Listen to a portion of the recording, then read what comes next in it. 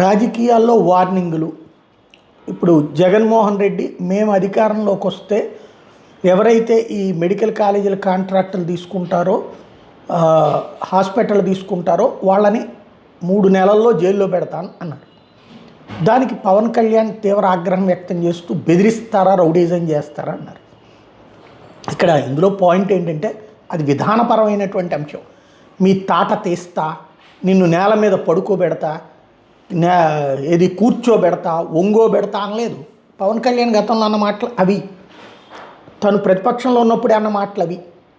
జైల్లో పెడతామంటలో తప్పేం లేదు, అరెస్ట్ చేపిస్తామంటలో తప్పేం లేదు. ఎందుకంటే అది విధానపరమైనటువంటి నిర్ణయం.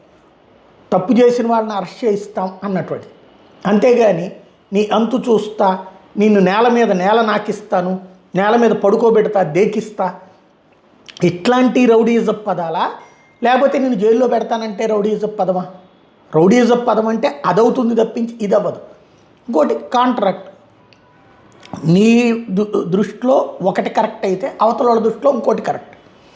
ఇప్పుడు మెడికల్ కళాశాలలు పీపీపీ అన్నటువంటిది ఈ ప్రభుత్వం దృష్టిలో కరెక్ట్, కానీ ప్రైవేట్ వాడికి దోచిపెట్టడం, ప్రభుత్వ ఆస్తి ఎంతవరకు రైట్ అన్నటువంటిది అవతల వాళ్ళ వెర్షన్.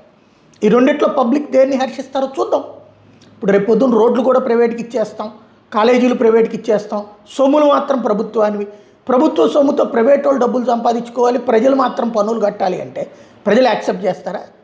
దానికి ఒక ఆగ్రహాదగ్రమైనటువంటి మాటలు మాట్లాడితే ప్రజలు అసలు విషయం నుంచి డివియేట్ అయిపోతారా? ఇది రాబోయే రోజుల్లో జరగబోయే చర్చ.